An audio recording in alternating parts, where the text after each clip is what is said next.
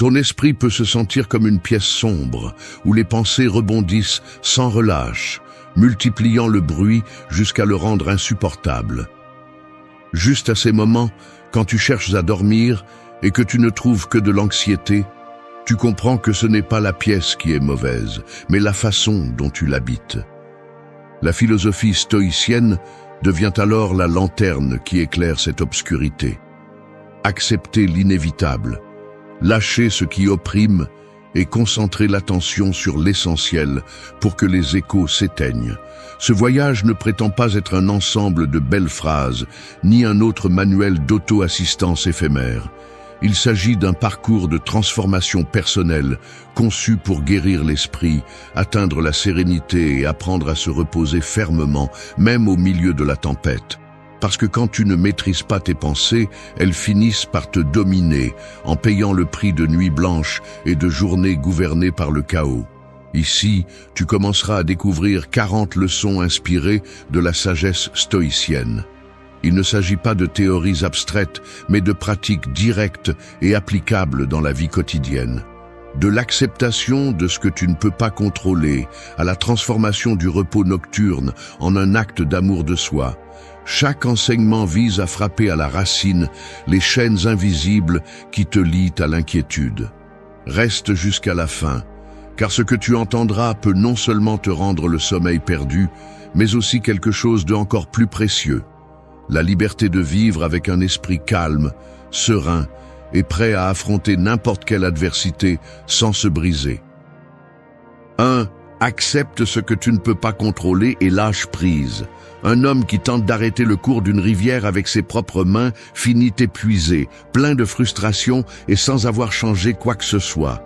L'eau continue de couler, indifférente à son effort, et tout ce qu'il réussit à faire est de s'épuiser dans une bataille absurde. Il en va de même avec l'esprit lorsqu'il s'accroche à contrôler ce qui n'a jamais été en son pouvoir. Chaque pensée de résistance devient une pierre de plus dans le sac à dos invisible que tu portes jour après jour, jusqu'à ce que le poids devienne insupportable. Le stoïcisme nous rappelle que la sérénité commence lorsque nous cessons de lutter contre la rivière et apprenons, au contraire, à couler avec elle. La vie ne se plie pas à nos caprices, et c'est une vérité difficile à accepter. Nous voulons que les gens agissent d'une certaine manière, que les plans se déroulent parfaitement, que les circonstances s'adaptent à notre confort. Mais la réalité ne négocie pas. Les faits arrivent comme ils arrivent, sans demander la permission, et il est inutile de s'épuiser à essayer de les changer. Ce qui blesse n'est pas tant ce qui se passe, mais la résistance mentale que nous opposons à ce qui s'est passé. Quand quelqu'un te déçoit, quand un projet s'effondre ou quand la maladie frappe à ta porte, ce qui fait le plus mal est la pensée que cela ne devrait pas arriver. Et pourtant cela arrive. C'est là que l'acceptation devient une forme de liberté. Accepter ne signifie pas se résigner ou abandonner. Cela signifie comprendre où finit ton pouvoir et où commence l'inévitable. Cela signifie reconnaître que le contrôle absolu est une illusion et que ton véritable pouvoir réside dans ta réaction, pas dans ce qui se passe. C'est comme ajuster le gouvernail au milieu d'une tempête. Tu ne peux pas calmer le vent ni arrêter les vagues, mais tu peux décider comment naviguer parmi elles. Cette différence est ce qui sépare le désespoir du calme. Quand tu acceptes ce que tu ne peux pas contrôler, quelque chose change en toi. L'insomnie se nourrit de pensées qui tournent en rond, de scénarios qui n'existent plus ou qui n'arrivent pas encore. L'esprit s'accroche à la façon dont les choses devraient être, et cela le laisse pris au piège, dans une cage invisible. L'acceptation brise cette cage. En comprenant que le passé ne peut pas être refait et que le futur n'existe pas encore, le présent s'ouvre comme un espace de repos. Là, à cet instant, ton esprit se libère et le sommeil trouve un endroit pour revenir.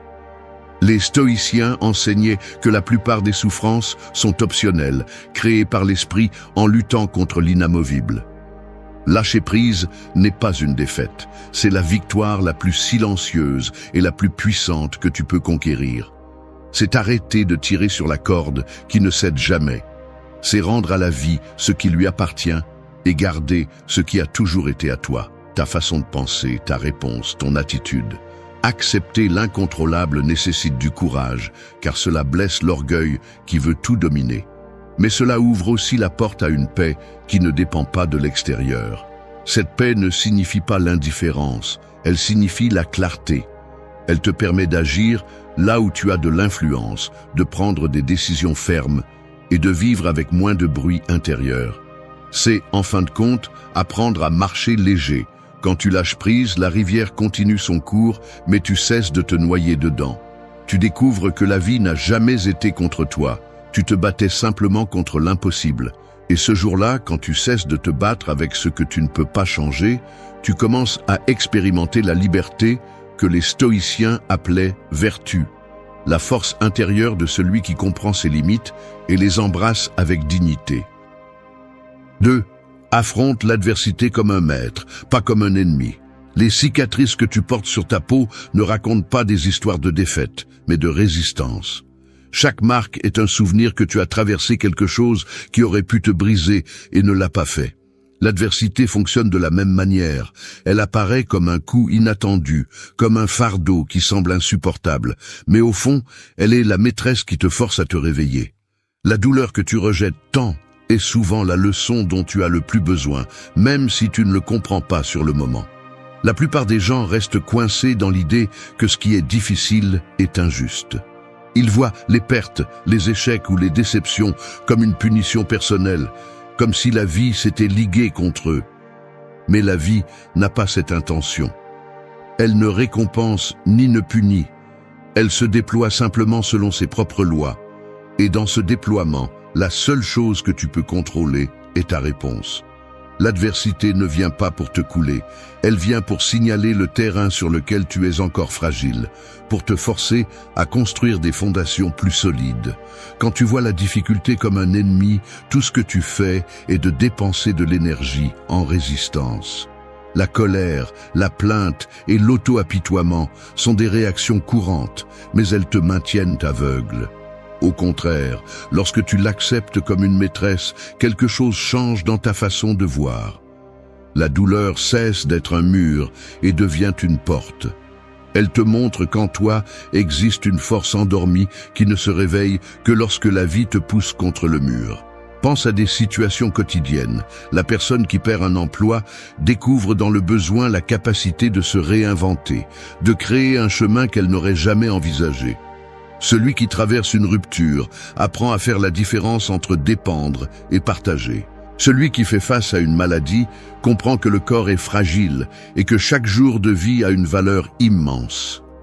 Ce ne sont pas des expériences faciles, mais elles apportent une connaissance qu'aucun livre ni parole étrangère ne peut donner. Les stoïciens disaient que l'adversité révèle l'homme à lui-même. Et c'est vrai. Personne ne se connaît dans le confort, parce qu'il n'y a aucune exigence. C'est dans le choc, dans la douleur et dans l'épreuve que tu découvres la solidité de ton caractère. Ce qui semblait être une punition devient alors un entraînement silencieux, un entraînement qui renforce ta patience, ta discipline et ta capacité à rester calme au milieu du chaos. La clé est de ne pas fuir, ni nier ce qui se passe. Chaque fois que tu te dis « cela ne devrait pas arriver », tu commets la même erreur de lutter contre l'inévitable.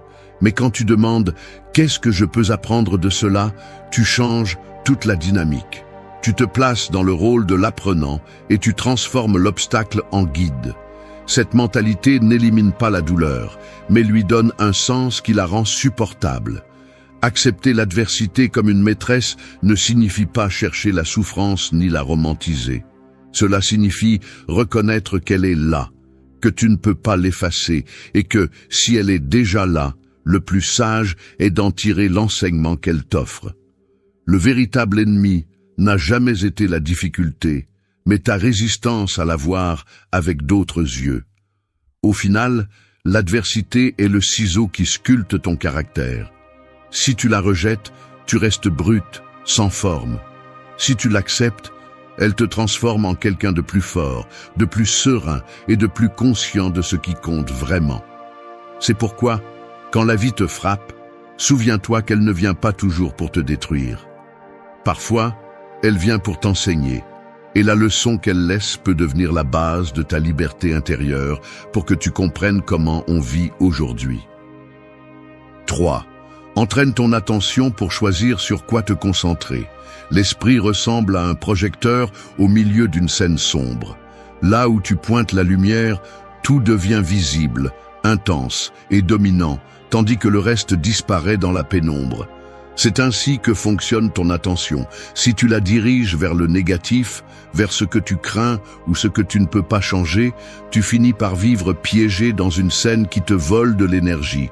Mais si tu choisis de te concentrer sur ce qui nourrit, ce qui construit et ce qui est entre tes mains, la scène change complètement, même si les circonstances sont les mêmes.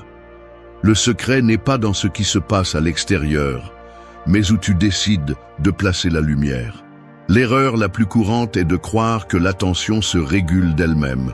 Nous nous levons, allumons le téléphone et laissons les nouvelles, les commentaires ou les comparaisons dicter le cours de notre journée. Le résultat est un esprit dispersé, piégé dans des stimuli qui ne génèrent que de l'anxiété et du bruit. Les stoïciens savaient que l'entraînement de l'attention était aussi vital que l'entraînement du corps, car de cette discipline dépend la qualité de ta vie. Celui qui ne gouverne pas son focus mental vit comme un esclave de tout ce qui brille ou crie autour de lui. L'entraînement de l'attention n'est pas un acte passif, c'est une pratique consciente. Cela signifie s'arrêter et se demander « Où est mon esprit maintenant ? À quoi je dépense mes pensées ?» Cet instant de conscience est le premier pas pour reprendre le contrôle. Si tu remarques que tu te concentres sur ce qui ne dépend pas de toi, tu peux rediriger ton regard vers ce qui est à ta portée. Il ne s'agit pas d'ignorer la réalité, mais de choisir la partie de la réalité qui mérite ton énergie. L'attention est comme un muscle, elle se renforce avec l'usage. Chaque fois que tu choisis de te concentrer sur ce qui te fait avancer, tu entraînes ton esprit à résister aux distractions. Pense à quelqu'un qui traverse une difficulté. Il peut se concentrer uniquement sur ce qu'il a perdu, nourrissant le désespoir, ou il peut se concentrer sur ce qu'il conserve encore, trouvant une raison de se lever. La situation est la même, mais l'expérience change parce que le focus change. C'est le pouvoir de diriger ton attention avec sagesse. Dans les nuits d'insomnie, l'esprit a tendance à s'échapper vers le passé ou le futur, répétant des scènes qui n'existent plus ou inventant des peurs qui ne se sont pas encore produites. C'est là que ce principe devient essentiel. Entraîner l'attention signifie ramener le regard au présent, au simple fait de respirer, au silence qui existe en cet instant. Lorsque tu le fais, les chaînes de la rumination s'affaiblissent et le repos commence à être possible. Ce n'est pas un hasard si de nombreuses philosophies, du stoïcisme aux pratiques modernes de pleine conscience, insistent sur la même chose. Ce que tu maîtrises, c'est ton attention, et cela suffit pour changer ton monde intérieur. Marc Aurèle a écrit que « la vie est ce que tes pensées en font ». Si ton attention se fixe sur la gratitude, sur l'essentiel, sur ce qui dépend de toi, tu vivras avec sérénité même au milieu de la tempête. Si elle reste piégée dans la plainte ou la peur, tu vivras en guerre avec toi-même, même si tout semble calme à l'extérieur. L'entraînement consiste en de petits actes quotidiens. Choisir de ne pas t'accrocher à chaque commentaire que tu lis. Décider d'observer une pensée négative sans la laisser t'emporter. Consacrer du temps à ce qui t'apporte de la valeur au lieu de le perdre dans des distractions qui ne laissent rien. Chaque décision renforce ta capacité à diriger le projecteur vers ce qui compte vraiment. 4. Embrasse l'incertitude avec grâce et confiance. Marcher dans la vie ressemble à marcher sur un sentier couvert de brouillard. Tu ne vois que quelques mètres devant toi, le reste caché. Tu peux t'arrêter, plein de peur, paralysé par ce que tu ne peux pas voir. Ou tu peux avancer pas à pas en faisant confiance à ce que le chemin se révélera au fur et à mesure que tu le parcours. L'incertitude est ce brouillard inévitable qui accompagne chaque décision et chaque étape de l'existence. L'erreur est de la traiter comme un ennemi à fuir, alors qu'en réalité, c'est la condition naturelle de tout ce qui est vivant. La plupart des gens souffrent parce qu'ils veulent des certitudes absolues. Ils veulent des garanties que la relation durera pour toujours, que l'investissement apportera du succès, que demain sera comme ils l'imaginent. Mais aucune de ces assurances n'existe. Pourtant, nous continuons à gaspiller de l'énergie en exigeant un contrôle impossible, comme si la vie était obligée de nous fournir des manuels d'instruction. Le stoïcisme enseigne une autre perspective. Tu ne peux pas savoir comment les événements se dérouleront, mais tu peux entraîner ton esprit à marcher avec assurance au milieu de l'incertitude. Embrasser l'incertain avec grâce signifie cesser de voir l'avenir comme un ennemi caché et commencer à le reconnaître comme un champ ouvert de possibilités. La peur se nourrit des histoires que tu inventes dans ta tête, des scénarios sombres que tu projettes dans ce brouillard. Cependant, la plupart de ces peurs ne se réalisent jamais. Ce qui se passe vraiment, c'est qu'en vivant pris au piège par elles, tu perds l'opportunité de profiter du présent. L'incertitude est aussi la mère de la découverte. Si tu savais exactement comment chaque étape se terminera, la vie deviendrait un scénario ennuyeux et prévisible. Le fait que tu ne connais pas le résultat te force à rester éveillé, à apprendre à t'adapter et à développer la confiance en ta propre capacité à répondre. Chaque surprise, chaque tournant inattendu fait partie de cette formation qui façonne ton caractère. Dans les moments d'anxiété nocturne, l'incertitude a tendance à devenir le fantôme qui empêche de dormir. Tu te demandes ce qui se passera demain, si les choses iront bien, si tu pourras faire face à ce qui vient. Le résultat est un esprit pris au piège dans des scénarios qui n'existent pas encore. L'entraînement stoïcien propose un changement radical. Ne pas nier l'incertitude, mais l'accueillir. Reconnaître que l'avenir n'est pas entre tes mains et que la seule certitude réelle est ton présent. Lorsque tu acceptes cette vérité, le repos arrive, car tu arrêtes de te battre avec des questions sans réponse. Les stoïciens ne craignaient pas l'incertitude parce qu'ils comprenaient qu'elle fait partie de l'ordre naturel. Marc Aurèle disait qu'il n'y a rien qui arrive qui ne soit pas tissé dans la tapisserie de l'univers. Cette vision permet de marcher avec calme, même lorsque l'horizon est couvert. La confiance ne vient pas de savoir ce qui va se passer, mais de croire en ta capacité à maintenir la vertu quoi qu'il arrive.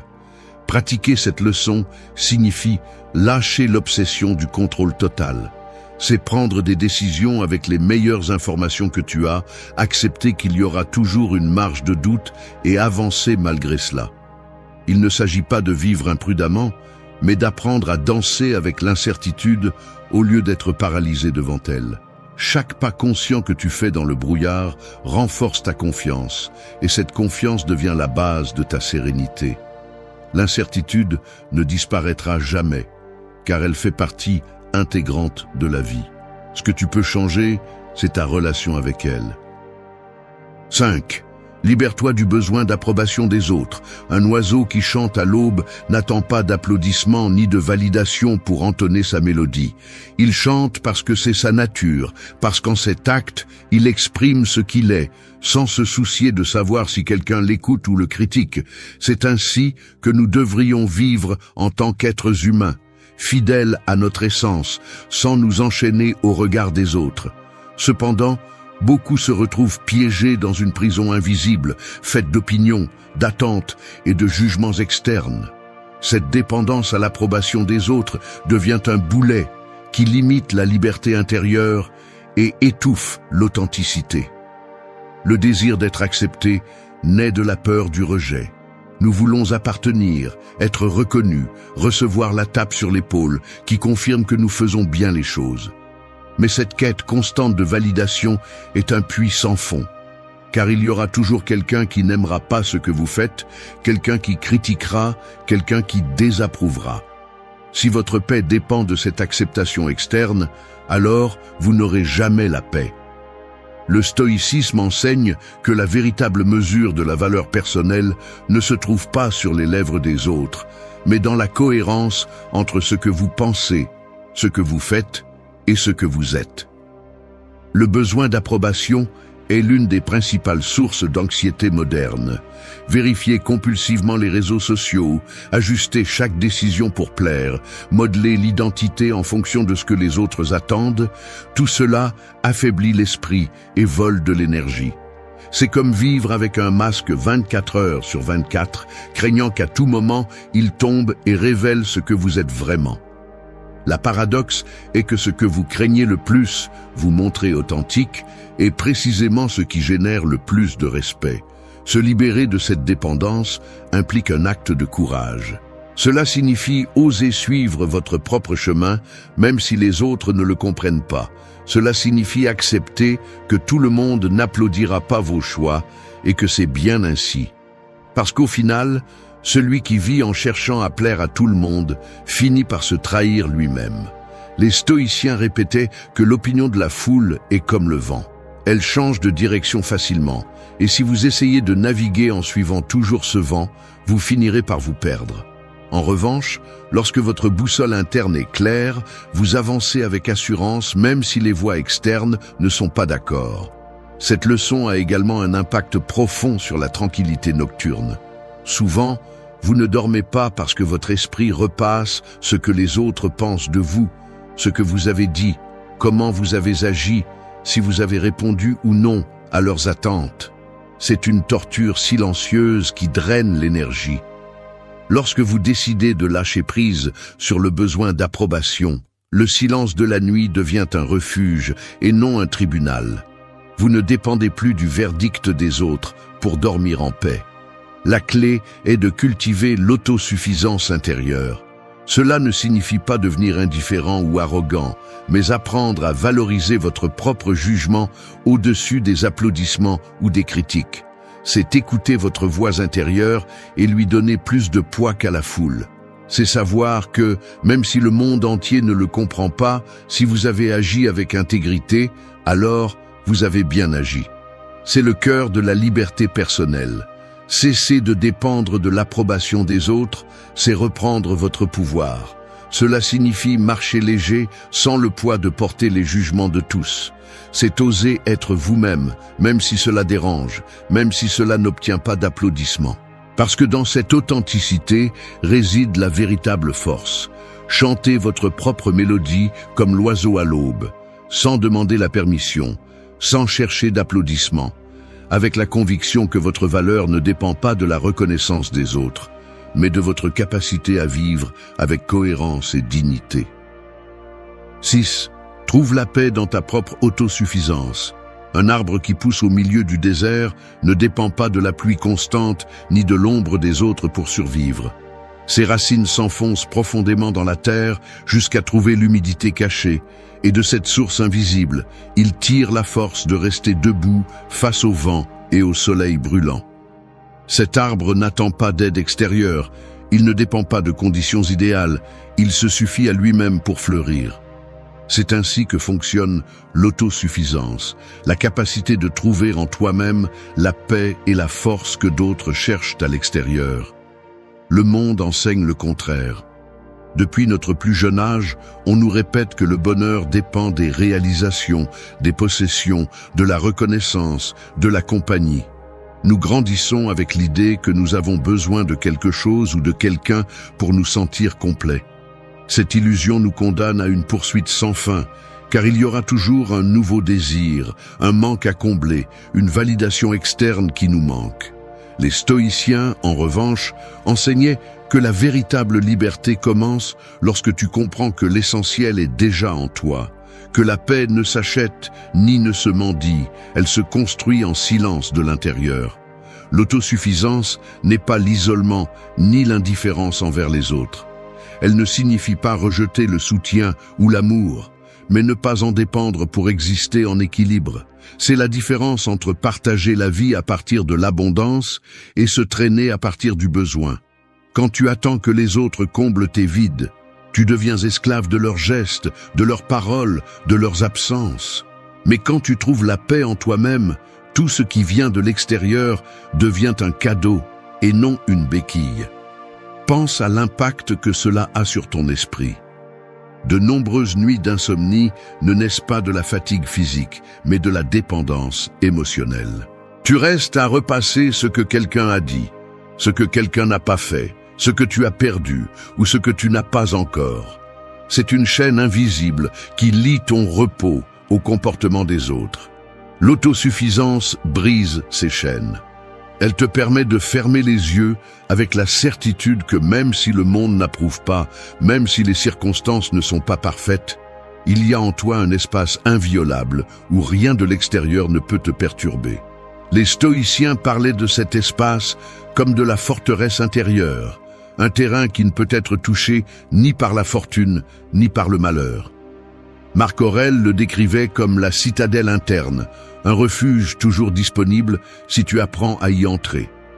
Cette citadelle est l'autosuffisance, la reconnaissance que ta valeur et ta paix ne dépendent pas de facteurs externes, mais de la relation que tu as avec toi-même. Cultiver l'autosuffisance demande de la discipline. Cela signifie entraîner l'esprit à ne pas avoir besoin d'ornements inutiles, à ne pas confondre le confort avec le bonheur, à trouver satisfaction dans la simplicité.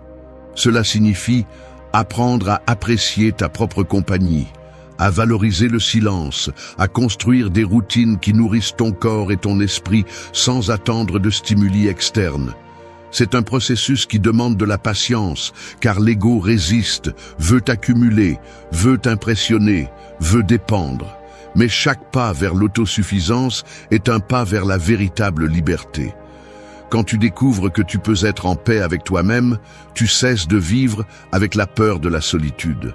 Tu ne crains plus le silence, car tu l'as transformé en refuge. Tu ne souffres plus de l'absence, car tu sais que ton centre n'est pas chez les autres. Et dans cet état, le sommeil devient plus profond, car ton esprit ne porte pas l'anxiété de dépendre de facteurs. 7. Accomplis ton devoir avec intégrité et repose-toi dessus. L'épée d'un guerrier ne se mesure pas par la brillance de son acier, mais par la solidité de celui qui la manie. Elle peut être émoussée, usée et marquée par des batailles, mais tant qu'elle est tenue fermement et avec un but, elle reste une arme digne. Ainsi est le devoir. Peu importe si la tâche est petite ou grande, visible ou invisible, ce qui définit sa valeur est l'intégrité avec laquelle elle est accomplie. Celui qui agit avec droiture repose en paix, car il sait qu'il ne s'est pas trahi lui-même, même si le monde ne l'applaudit pas. L'erreur la plus courante est de confondre le devoir avec la commodité. Beaucoup font ce qui est juste seulement si cela leur convient, seulement si quelqu'un observe, seulement s'ils recevront une récompense. Mais ce comportement ne renforce pas, il affaiblit, car il t'apprend à vivre en fonction de stimuli externes. Le stoïcien sait que le devoir n'est pas négociable. On fait ce qui est approprié parce que c'est ce qui est approprié, sans fioriture, sans excuse, sans chercher l'approbation. Cette fidélité à tes principes est ce qui façonne le caractère, ce qui te transforme en quelqu'un qui peut marcher droit même quand personne ne le regarde. Accomplir ton devoir avec intégrité est une libération. Il t'enlève le fardeau de vivre en inventant des justifications, de manipuler les apparences ou de craindre que la vérité ne soit révélée. Quand tu sais que tu as fait ce que tu devais, tu dors tranquille, même si les résultats n'étaient pas parfaits. L'esprit cesse de ruminer sur ce qui serait arrivé si et trouve du repos dans la certitude que tu as agi avec droiture. Dans la vie quotidienne, accomplir ton devoir signifie assumer la responsabilité totale de tes actions. Si tu as promis, accomplis. Si tu as échoué, reconnais et corrige. Si quelqu'un dépend de toi, réponds. L'intégrité n'est pas dans les mots, elle est dans les actes soutenus. Chaque fois que tu choisis la droiture sur la commodité, tu construis un mur interne contre la faiblesse. Chaque fois que tu tombes dans le piège de la facilité, tu cèdes une brique de ce mur et tu laisses entrer la fragilité. Le repos profond est directement connecté à ce principe. Beaucoup de nuits d'insomnie proviennent de l'évasion du devoir, des courriels non répondus, des engagements reportés, des conversations évitées, des vérités passées sous silence. L'esprit se souvient de ce que tu n'as pas fait et le transforme en ombre qui perturbe ta paix. Accomplir ton devoir, en revanche, libère l'esprit de ses dettes internes. Tu ne te couches pas sur la défensive, mais avec la tranquillité d'avoir donné le meilleur de toi-même. Ce type de sommeil ne s'achète pas, il se conquiert avec intégrité. Les stoïciens enseignaient que le devoir est une partie essentielle de vivre selon la nature. Nous sommes des êtres sociaux, et notre force est mise à l'épreuve dans la façon dont nous accomplissons avec les autres et avec nous-mêmes. Marc Aurèle, empereur et philosophe, supportait des jours de charge politique immenses, mais il n'a jamais utilisé cela comme une excuse pour fuir son devoir. Son exemple montre que l'intégrité ne dépend pas de circonstances idéales, mais de la décision personnelle d'agir avec droiture. Accomplir ton devoir avec intégrité n'est pas vivre enchaîné, c'est vivre libre.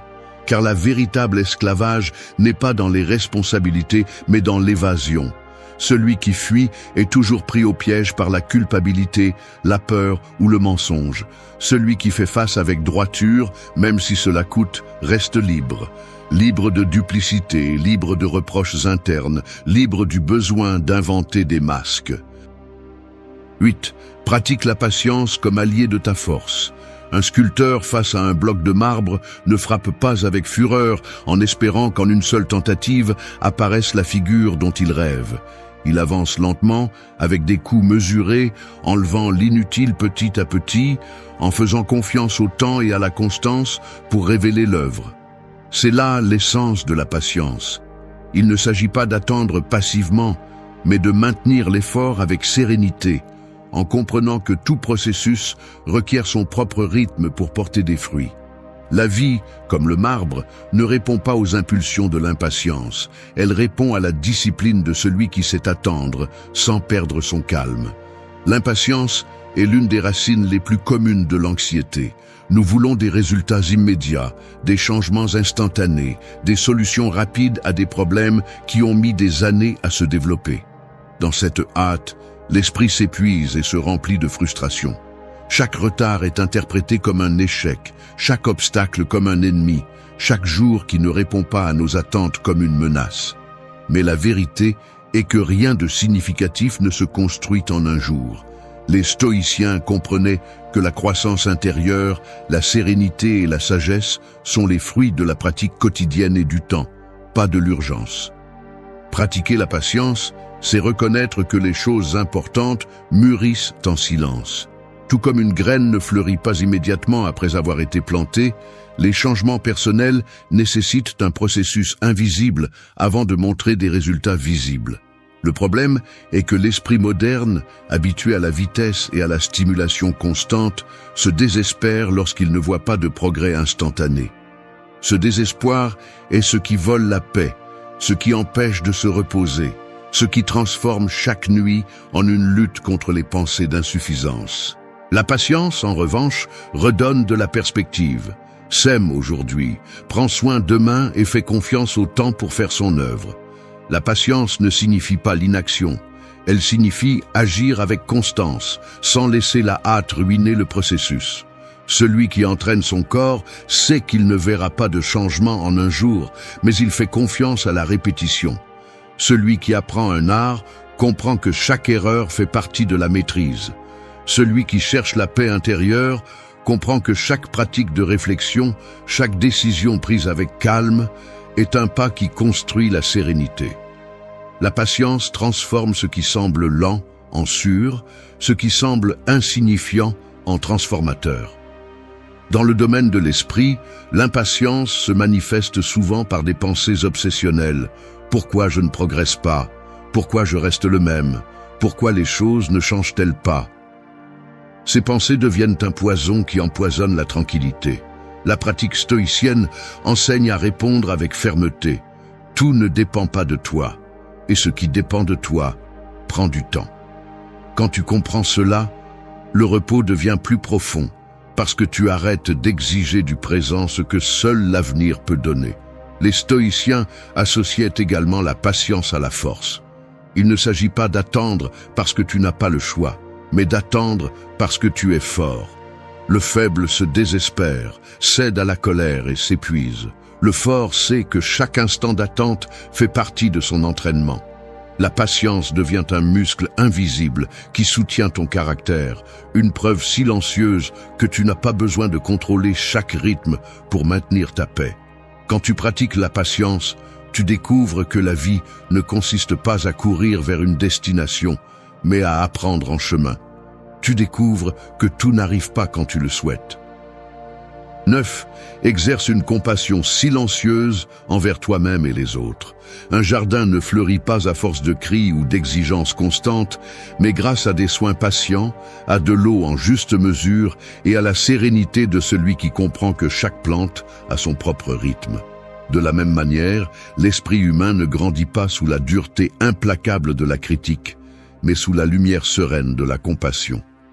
Pratiquer la compassion silencieuse, c'est devenir ce jardinier qui sait quand nourrir, quand tailler et quand simplement laisser être, tant avec toi-même qu'avec les autres. L'erreur la plus courante est de croire que la compassion est une faiblesse. Beaucoup pensent qu'être compatissant revient à permettre des abus ou à justifier des erreurs. Rien n'est plus éloigné de la réalité. La compassion silencieuse n'est pas un acte de soumission, c'est un acte de force. Elle nécessite le courage de regarder l'imperfection sans haine, d'accepter la fragilité humaine sans mépris. Elle nécessite de comprendre que toi et les autres menez des batailles qui sont souvent invisibles et que répondre avec dureté ne fait qu'augmenter le fardeau. La première application de cette leçon est envers toi-même. L'esprit a tendance à être son juge le plus cruel, répétant les erreurs du passé, magnifiant les échecs et exigeant des perfections impossibles. Cette voix intérieure, lorsqu'elle manque de compassion, devient un bourreau qui vole l'énergie et le repos.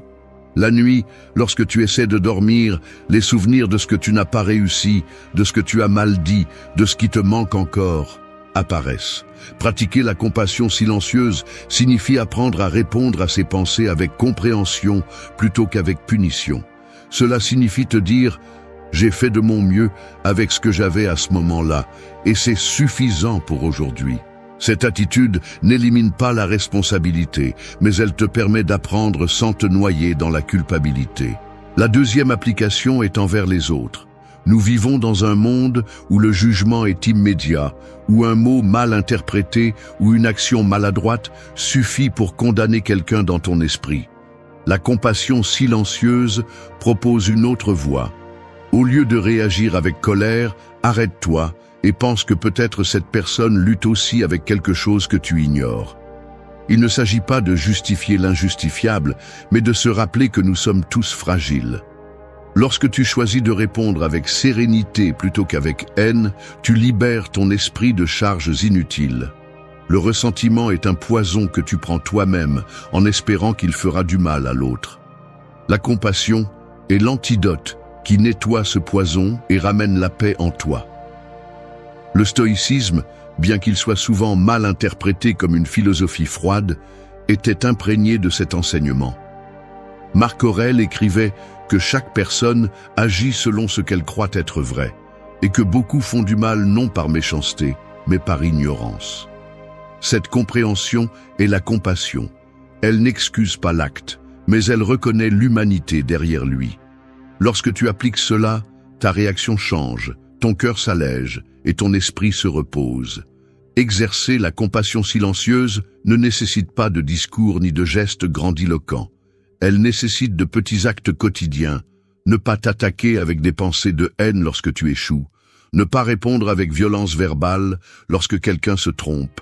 Ne pas nourrir de rancunes qui ne font qu'allonger la souffrance. Chaque fois que tu choisis la compassion plutôt que la dureté, tu cultives un terrain fertile pour la sérénité. La compassion silencieuse est en essence un refuge. Elle te protège du jugement interne, te libère du poison de la rancœur et te connecte avec ce qu'il y a de plus humain en toi et chez les autres. La pratiquer ne te rend pas faible, elle te rend fort car elle exige de garder son calme. 10. Transforme la fin de chaque journée en un nouveau départ. Fermer les yeux à la fin de la journée ressemble à éteindre les lumières d'une scène après une représentation. Tout ce qui a été vécu, les réussites, les erreurs, les moments de tension et les instants de calme restent derrière comme des scènes jouées qui ne peuvent plus être répétées. Le rideau tombe et ce qui semblait définitif se transforme en préparation pour ce qui va suivre. C'est la force de voir chaque jour comme un cycle complet. Il se termine, mais dans cette fin se cache le germe d'un nouveau commencement. Le problème est que beaucoup refusent de baisser le rideau. Ils s'accrochent à ce qui s'est passé pendant la journée et le portent dans leur esprit lorsque la nuit arrive. Les disputes non résolues, les opportunités manquées ou les tâches en attente deviennent des chaînes invisibles qui les accompagnent au lit. Cette habitude vole le repos et sabote l'énergie du lendemain, car l'esprit ne se sent jamais libéré. La philosophie stoïcienne propose quelque chose de différent. Voir chaque jour comme une œuvre achevée, avec des lumières et des ombres, mais fermée avec dignité. Transformer la fin de la journée en un nouveau départ frais implique un exercice conscient de réflexion. À la tombée de la nuit, prenez un moment pour repasser ce qui s'est passé. Reconnaissez vos réalisations, aussi petites soient-elles, et remerciez-les. Ensuite, observez vos erreurs sans jugement excessif et transformez-les en leçons. Cette pratique ordonne la pensée et empêche que la rumination nocturne vous attrape. Le repos arrive parce que vous ne portez plus un sac à dos de tâches en attente, mais un cahier d'apprentissage prêt à être utilisé demain. Les stoïciens pratiquaient cette habitude avec discipline. Sénèque recommandait de se demander chaque nuit ce qu'il avait bien fait, où il avait échoué et ce qu'il pouvait améliorer. Il ne s'agissait pas de se punir, mais d'apprendre et de lâcher prise. Cette revue quotidienne permettait de terminer la journée avec clarté et de se lever le lendemain avec une énergie renouvelée. Le calme intérieur naissait de la certitude d'avoir fait de son mieux et d'avoir trouvé dans chaque erreur une opportunité de croissance. Lorsque vous décidez de voir chaque jour comme une unité fermée, votre relation avec le temps change complètement. Vous ne traînez plus le poids du passé, ni ne vivez avec anxiété pour l'avenir. Vous affrontez la vie en portions gérables, et chaque matin devient un véritable commencement. Le repos devient plus profond parce que votre esprit comprend que la journée est terminée et qu'il n'est pas nécessaire de continuer à se battre avec ce qui est déjà fini.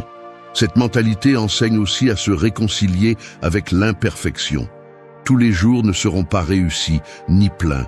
Certains seront remplis d'erreurs ou de circonstances douloureuses. Malgré tout, vous pouvez toujours les clôturer avec intégrité si vous reconnaissez que vous avez fait de votre mieux. Dormir devient alors un acte de confiance. Vous avez confiance en ce que, même si aujourd'hui n'était pas parfait, demain apportera l'opportunité de continuer à avancer. La fin de chaque journée peut être vue comme un mur ou comme une porte. Si vous choisissez de la voir comme un mur, vous ressentirez de l'enfermement et de la fatigue.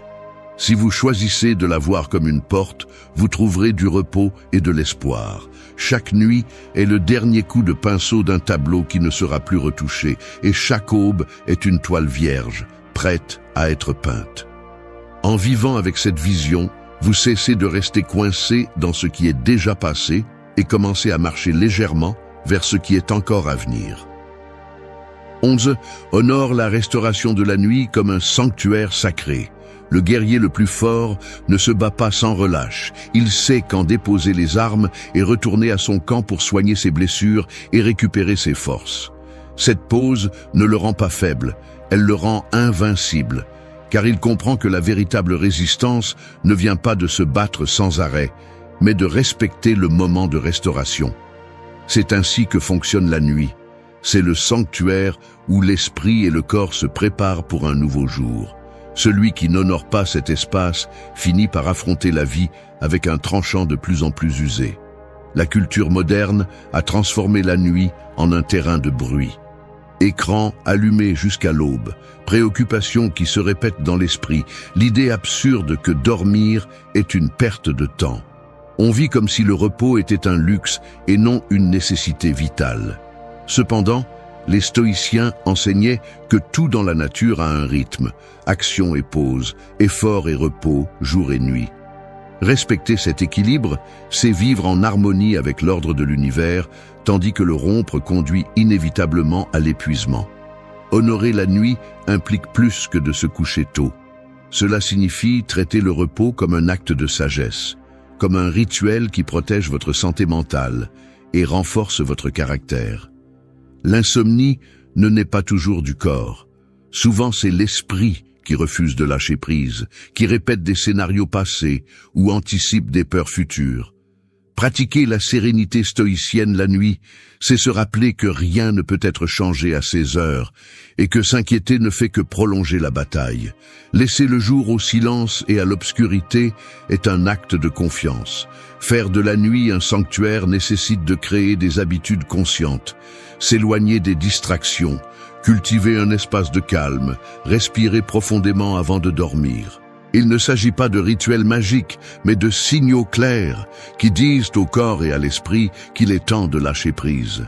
Chaque nuit peut être vue comme un retour à l'origine, un rappel que le repos n'est pas une faiblesse, mais la base de la force que vous montrerez au réveil. Les stoïciens ne parlaient pas de la nuit comme d'un ennemi, mais comme d'un cadeau. Marc Aurèle disait que même le sommeil fait partie de la nature et que lui résister, c'est comme résister à l'air que vous respirez. Dans ce repos, non seulement le corps est restauré, mais aussi l'esprit. Bien dormir n'est pas simplement fermer les yeux, c'est permettre à votre intérieur de se réaligner avec le calme que vous avez perdu pendant la journée. Lorsque vous n'honorez pas ce sanctuaire, vous en payez le prix le lendemain. Irritabilité, fatigue, esprit dispersé. Mais lorsque vous le protégez, vous vous levez avec clarté, avec une énergie renouvelée et la force d'affronter ce qui vient. C'est un rappel que chaque nuit est une opportunité de renaître. Tout comme le guerrier devient plus fort après le repos, vous aussi, vous vous réveillez prêt pour de nouvelles batailles. Dormir profondément peut être vu comme un acte spirituel, non pas parce qu'il a à voir avec la religion, mais parce que c'est un moment où vous acceptez votre vulnérabilité et faites confiance à ce que le monde continuera à tourner pendant que vous fermez les yeux. Ce geste de confiance est, en soi, un exercice de sagesse stoïcienne. Reconnaître qu'il y a des choses qui ne dépendent pas de vous et lâcher la nécessité de les contrôler. 12. Construis un esprit serein comme ton plus grand héritage. Un lac calme reflète clairement le ciel et les montagnes qui l'entourent. Si l'eau est agitée, l'image se distord et tout semble confus. L'esprit fonctionne de la même manière. Lorsqu'il est perturbé, même les petits problèmes semblent gigantesques. Et lorsqu'il est calme, même les plus grands défis peuvent être affrontés avec clarté. Construire un esprit serein est le plus puissant héritage que tu peux laisser, car il ne transforme pas seulement ta vie, il impacte aussi ceux qui t'entourent. Beaucoup cherchent à laisser des traces dans les biens matériels, les titres ou les reconnaissances, mais tout cela s'estompe avec le temps. Ce qui perdure est l'influence invisible d'une personne qui a su cultiver la paix intérieure. La sérénité est contagieuse. Celui qui vit avec calme inspire confiance. Celui qui ne se trouble pas face aux tempêtes transmet la sécurité. Celui qui répond avec équilibre au lieu de colère enseigne sans mots. C'est là le véritable héritage, celui qui ne dépend pas des monuments, mais de la qualité de ton caractère. L'esprit serein ne se construit pas du jour au lendemain. C'est un travail constant, un processus d'observation des pensées, de remise en question des croyances et de choix de réponses conscientes. Les stoïciens enseignaient que tu ne peux pas contrôler ce qui se passe à l'extérieur, mais tu peux entraîner la façon dont tu interprètes ce qui se passe. Chaque fois que tu choisis de ne pas te laisser entraîner par une insulte, chaque fois que tu respires avant de réagir avec colère, chaque fois que tu choisis la patience plutôt que l'impatience, tu renforces cette sérénité comme celui qui renforce un muscle. La sérénité ne signifie pas l'indifférence ou la froideur. Elle signifie reconnaître que rien n'est gagné en perdant le contrôle. Elle signifie comprendre que le chaos extérieur ne mérite pas de devenir un chaos intérieur. Celui qui crie perd le contrôle de lui-même. Celui qui répond calmement conserve le pouvoir. Cette différence marque non seulement ta tranquillité, mais aussi la façon dont tu es perçu. Avec le temps, ta sérénité devient un exemple, un enseignement vivant que les autres se souviendront même plus que tes paroles. Un esprit perturbé vole le repos. Il te maintient éveillé la nuit, repassant les problèmes ou inventant des scénarios futurs. En revanche, un esprit serein sait terminer la journée sans en porter le poids. Il est capable de dire « j'ai fait ce qui était en mon pouvoir, le reste appartient au destin ». Cette attitude ouvre la porte à un sommeil profond et à un réveil plus léger. C'est pourquoi la sérénité n'est pas seulement une vertu philosophique, c'est aussi un médicament pour le corps. Les stoïciens parlaient de l'esprit serein comme de la véritable richesse. Celui qui le possède peut perdre des biens, subir des revers ou traverser des difficultés et pourtant conserver l'essentiel. Cette richesse ne peut être volée ni détruite, car elle est fondée sur la force intérieure. Celui qui cultive le calme porte avec lui une forteresse portable, une citadelle invisible qui l'accompagne partout. Construire cette sérénité nécessite une pratique quotidienne. Consacrer des moments au silence, limiter les distractions qui alimentent le bruit mental, écrire des réflexions, remettre en question les pensées automatiques et surtout accepter ce que tu ne peux pas changer. Chaque petit geste compte. Tout comme le lac ne se calme pas immédiatement après une tempête, l'esprit non plus. Mais avec discipline et constance, l'eau se calme et la clarté revient. 13. Cultiver le silence intérieur comme refuge au milieu du bruit. Une ville bruyante peut faire craquer n'importe qui. Klaxon après klaxon, voix, machines, écrans qui brillent sans arrêt. Mais même au milieu de ce chaos, il y a toujours un coin caché. Une ruelle tranquille, un parc oublié, un espace où le bruit ne parvient pas à pénétrer. L'esprit fonctionne de la même manière. Il est entouré de distractions, d'opinions, de stimuli qui rivalisent pour votre attention.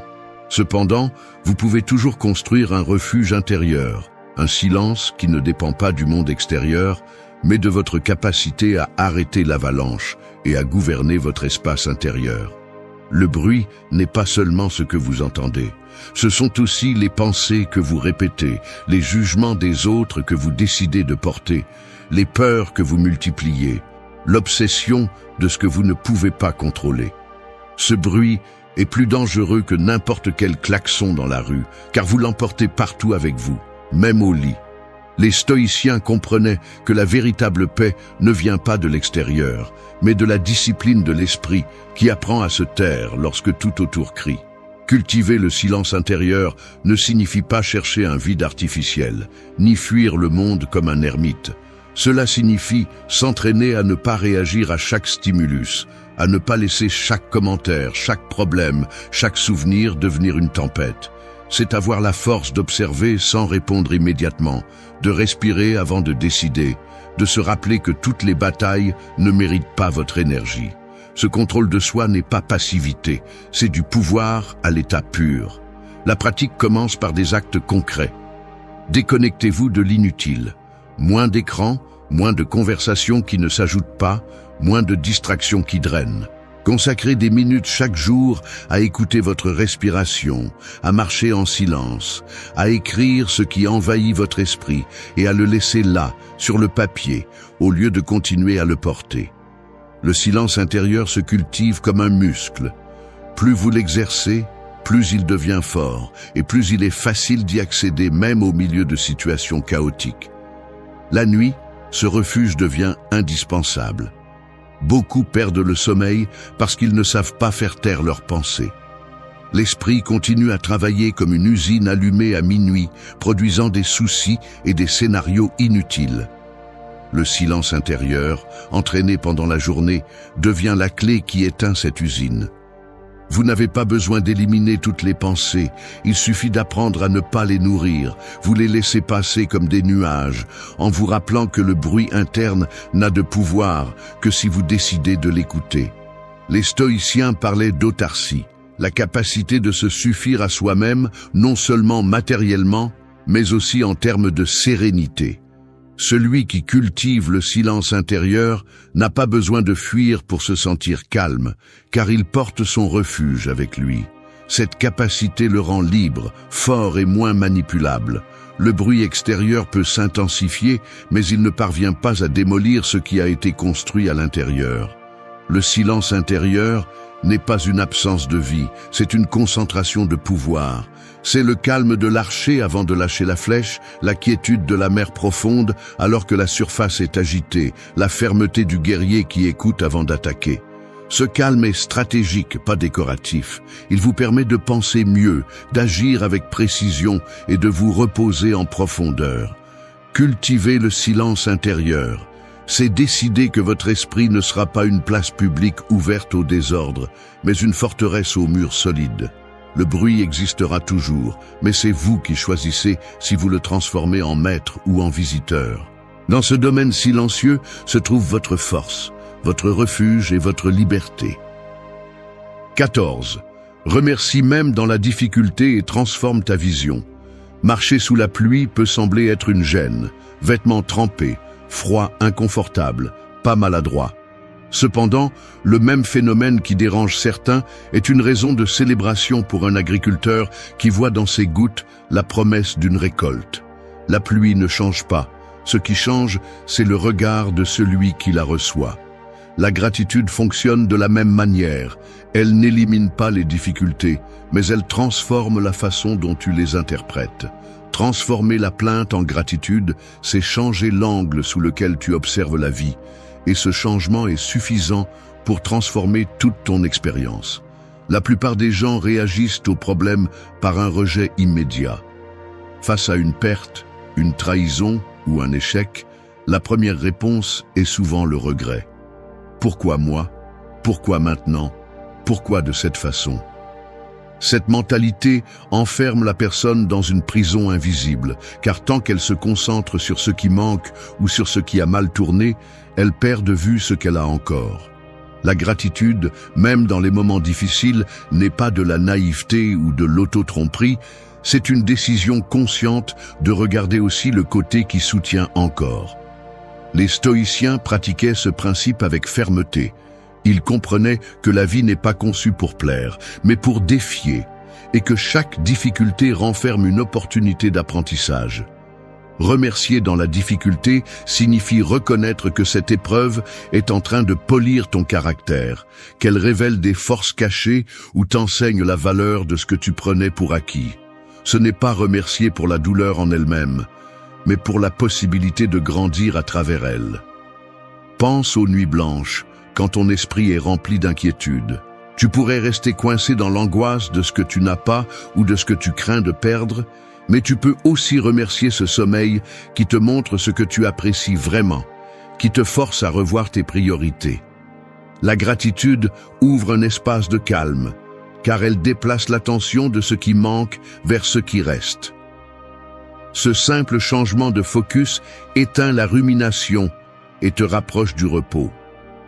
La gratitude a aussi un effet direct sur la façon dont tu perçois les autres. Au lieu de te concentrer sur leurs défauts ou sur ce qu'ils ne font pas, tu peux remercier ce qu'ils apportent, même si ce n'est pas parfait. Cette attitude adoucit les jugements, renforce les liens et réduit la frustration. Celui qui remercie ne vit pas avec l'exigence constante que tout s'adapte à sa mesure, mais avec l'ouverture d'apprécier ce qui existe tel qu'il est. Remercier dans la difficulté ne signifie pas le conformisme. Ce n'est pas rester les bras croisés face à l'injustice ou nier la douleur. C'est une façon de trouver, au milieu du chaos, un point d'appui qui te permet de rester debout. C'est la différence entre se noyer dans la plainte et utiliser l'adversité comme un tremplin.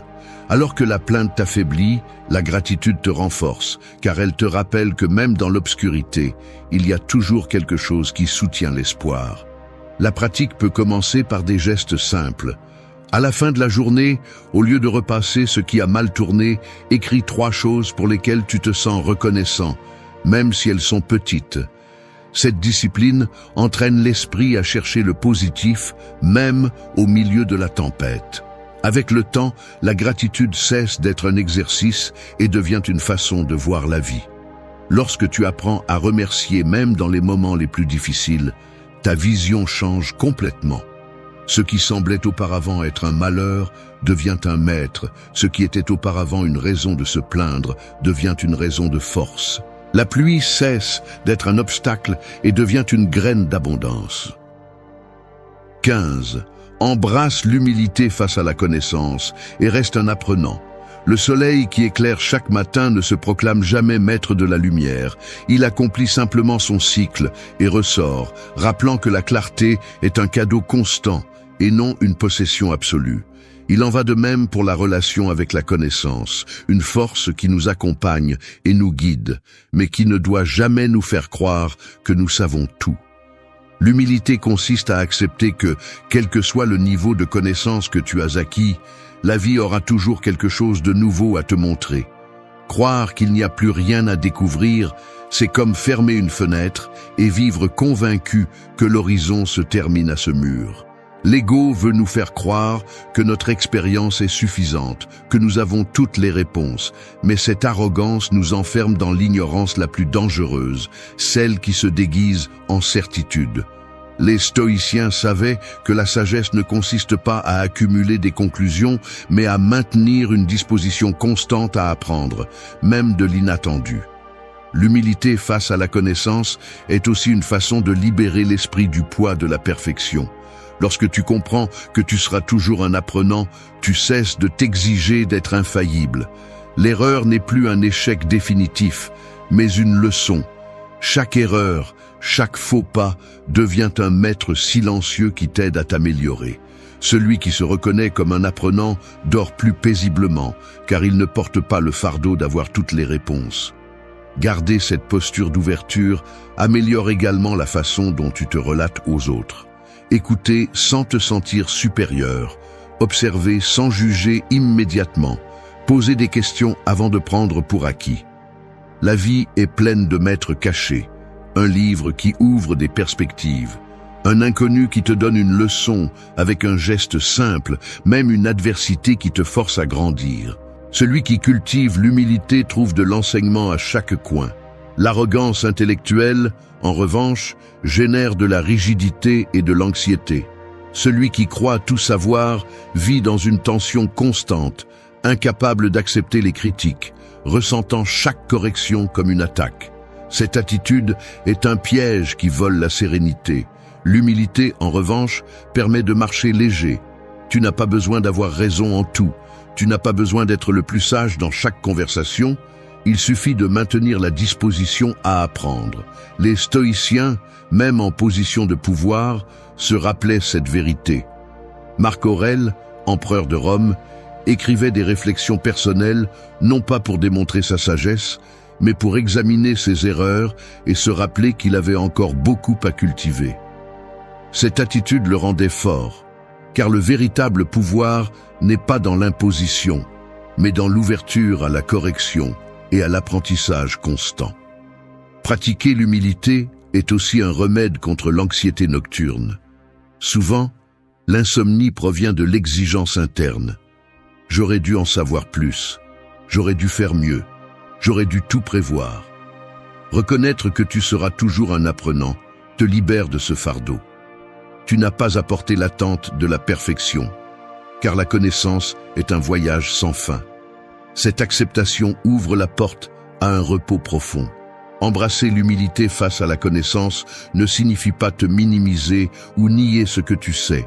Cela signifie se rappeler qu'il y a toujours plus à découvrir, plus à écouter, plus à transformer. Le soleil se lève chaque jour, non pas parce qu'il manque de force, mais parce que la vie est renouvellement. 6. Trouve de la joie dans le service aux autres. Le feu qui ne se garde que pour lui-même finit par se consumer en silence, se réduisant en cendres sans avoir éclairé quoi que ce soit. Le feu qui est partagé, en revanche, allume des torches, réchauffe des foyers et laisse des traces de vie chez ceux qui le reçoivent. Ainsi est la joie quand elle est vécue en fonction du service. Si tu la retiens uniquement pour toi, elle se flétrit dans l'égoïsme. Si tu la donnes aux autres sous forme de soutien, de bonté ou d'exemple, elle se multiplie et revient avec plus de force. L'erreur la plus courante est de penser que le bonheur s'obtient en accumulant uniquement pour soi-même. Plus de biens, plus de reconnaissance, plus de pouvoir. Mais la paradoxe est claire, plus tu te concentres sur ce qui ne te bénéficie qu'à toi, plus tu te sens vide. Les stoïciens comprenaient que l'être humain a été créé pour vivre en communauté. Marc Aurèle le répétait, « Ce qui n'est pas utile à la ruche n'est pas utile à l'abeille ». La véritable plénitude surgit lorsque tu cesses de centrer la vie sur toi et que tu l'orientes vers les autres. Le service ne se limite pas à de grands gestes. Il est dans le quotidien. Écouter attentivement celui qui a besoin de se décharger, donner un conseil sincère, offrir ton temps ou ton effort sans attendre d'applaudissements. Ce type d'acte n'est pas toujours remarqué, mais il construit un caractère solide, car servir est un rappel constant que tu n'es pas le centre de l'univers, mais une partie d'un tout plus vaste. Cette humilité te protège de l'arrogance et te connecte à un but plus grand. De plus, le service est un remède contre l'anxiété. Celui qui vit piégé dans ses propres problèmes se retrouve enfermé dans un cercle vicieux de soucis. Quand tu décides de servir, même dans quelque chose de petit, ton attention se déplace du moi au nous. Cette transition apaise l'esprit, car elle réduit le poids de l'ego et ouvre l'espace à l'empathie. Soudain, ce qui semblait être un problème gigantesque se relativise en voyant que d'autres aussi luttent et que tu peux faire partie de leur soulagement. L'insomnie naît souvent de pensées égocentriques. Ce que je n'ai pas réussi, ce qui me manque, ce que je pourrais perdre. Lorsque tu cultives l'habitude de servir, tu finis la journée avec la satisfaction d'avoir ajouté quelque chose au monde, même si c'était petit. Cette certitude procure un repos profond, car tu sais que ta vie a un impact. L'esprit cesse de ruminer sur le manque et s'installe dans le but. Et quand il y a un but, il y a la paix. Les stoïciens ne concevaient pas la vertu sans service. La justice, pour eux, était inséparable du bien commun. Il ne s'agissait pas de se sacrifier jusqu'à l'autodestruction, mais de vivre avec la clarté que ta force personnelle prend du sens quand elle aide à soutenir les autres. Cet équilibre fait du service un acte de noblesse, non de faiblesse. Servir n'est pas te rabaisser, c'est élever ta vie au-dessus de l'égoïsme. Dans la pratique, tu peux l'exercer en étapes concrètes. Consacre un temps fixe de ta semaine à aider sans rien attendre en retour. Montre une gratitude active envers ceux qui te soutiennent. Offre ton expérience pour guider quelqu'un qui commence tout juste. Pratique la générosité silencieuse. Il ne s'agit pas d'être un héros, il s'agit de se rappeler que la valeur de ta vie ne se mesure pas seulement à ce que tu accumules, mais à ce que tu apportes. Trouver de la joie dans le service aux autres n'est pas seulement un conseil moral, c'est une stratégie de force.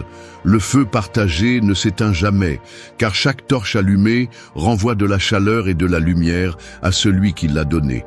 Ta vie devient plus solide, ton esprit plus tranquille et ton repos plus profond lorsque tu comprends que servir ne te prend pas. 17. Équilibrer la passion avec la raison et marcher en harmonie. Les flammes d'un feu de camp au milieu de la nuit peuvent donner de la chaleur et de la lumière, mais si elles deviennent incontrôlables, elles finissent par tout consumer. Le feu est comme la passion, puissant, nécessaire, capable d'inspirer et de bouger, mais aussi dangereux s'il n'est pas canalisé. La raison, en revanche, est comme le cercle de pierre qui entoure ce feu de camp. Elle n'éteint pas le feu, elle le contient, le guide, le maintient à un point où il peut donner la vie sans détruire. Équilibrer passion et raison, c'est apprendre à marcher en harmonie, sans étouffer ce qui vous pousse, ni laisser cette impulsion vous entraîner vers la destruction. L'erreur la plus courante est de choisir un extrême. Certains se laissent emporter uniquement par la passion, agissant à partir de l'émotion du moment, sans s'arrêter pour réfléchir aux conséquences. Le résultat est souvent le chaos, des décisions impulsives qui génèrent du regret et une vie gouvernée par des hauts et des bas.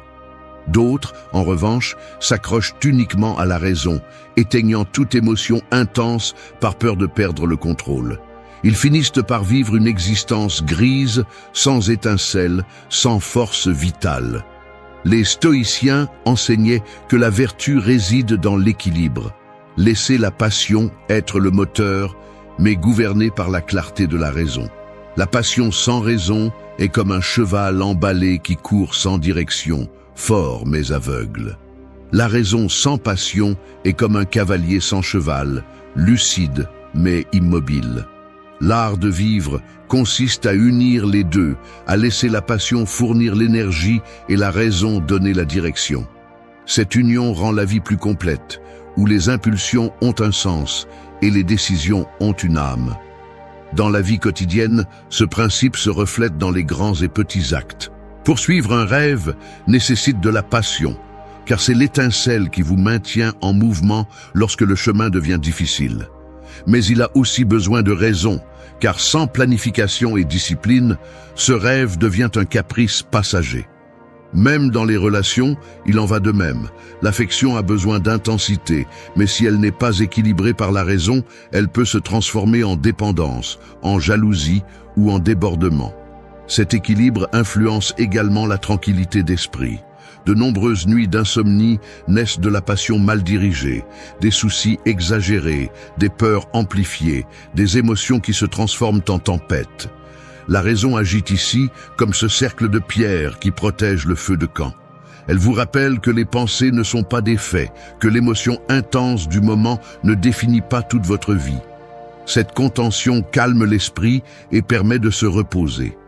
Les stoïciens parlaient de vivre en accord avec la nature, ce qui inclut d'accepter les émotions comme faisant partie de l'humain, mais pas comme des gouvernants absolus. Ils reconnaissaient que la passion a sa place, mais qu'elle doit être guidée par la raison pour devenir une vertu. Il ne s'agit pas de réprimer ce que vous ressentez, mais de l'intégrer intelligemment. Cette intégration est ce qui génère la sérénité et la force. L'équilibre entre passion et raison protège également votre énergie. Si vous vous laissez consumer par des passions démesurées, que ce soit la colère, l'euphorie, l'ambition débridée, vous finissez épuisé et vide. Si vous vivez uniquement dans la logique froide, vous perdez la motivation et la connexion avec ce qui vous inspire. Le point médian est celui qui donne de la consistance. Vivre avec enthousiasme, mais sans perdre de clarté. Vivre avec discipline, mais sans perdre le feu qui donne du sens. 18. Vis le présent comme ta seule certitude. Le sable qui glisse dans un sablier ne s'arrête jamais.